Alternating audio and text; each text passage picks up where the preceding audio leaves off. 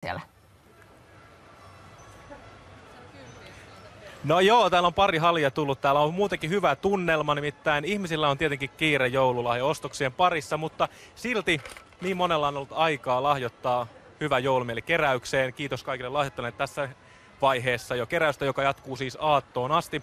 Nyt minulla on täällä seurana, niin joo, kiitos, näin se menee. Katsokaa nyt, koko ajan tulee. Tämä on hyvää yhteistyötä kaikkien meidän suomalaisten kesken. Pentti Savolainen, Helsingin nuorten turvatalon johtaja. Työsi puolesta olet hyvin läheisessä tekemisissä näiden lapsiperheiden kanssa, joille tätä hyväntekeväisyyskampanjaa tehdään. Niin miten tärkeä tällainen 70 € ruokalahjakortti on? Kyllä se monelle perheelle on tärkeä. Sitä kautta voidaan taata se, että mahdollisimman moni perhe saa semmoisen kunnon joulutunnelman ja sellaisen joulun, kun yleensä meillä on ollut tapana viettää.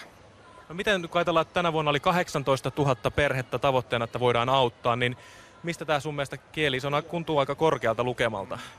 No tätä kampanjaa, kun ollaan nyt katsottu, niin se kertoo siitä, että monet lapsiperheet on semmoisessa tilanteessa, että ne tarvii vähän tukea enemmän. Ja toisaalta se kertoo myös siitä, että ihmiset on aika halukkaalla mielellä ollut mukana auttamassa ja keräämässä rahaa.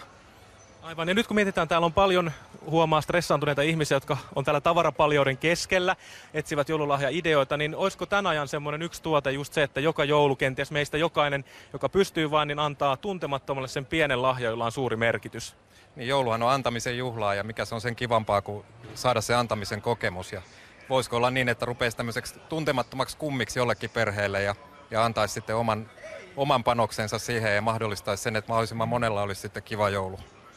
Kyllä, ja minä haluaisin 6:30 ohjelman ja Ylen edustajana tässä antaa teille Punaisen Ristineen Mannerheimin Lastensuojeluliiton järjestämälle keräykselle, hyvä joulumieli keräykselle, tämän pienin kolehdin. Ja tässä kun juteltiin Pentin kanssa, tuli itse asiassa mieleen, että mä en ole vielä ostanut pahemmin juuri joululahjoja, ja mä haluan nyt antaa sen yhden joululahjan, eli 70 €, joten Annille sinne kotiin terveisiä. Mä en tullut tyhjin käsin täältä sellosta, vaan yksi joululahja, sitäkin tärkeämpi on nyt hommattu. Ja täältä me Pentin kanssa toivotetaan kaikille 6:30 ohjelman katsojille hyvää joulua. Hyvää joulua.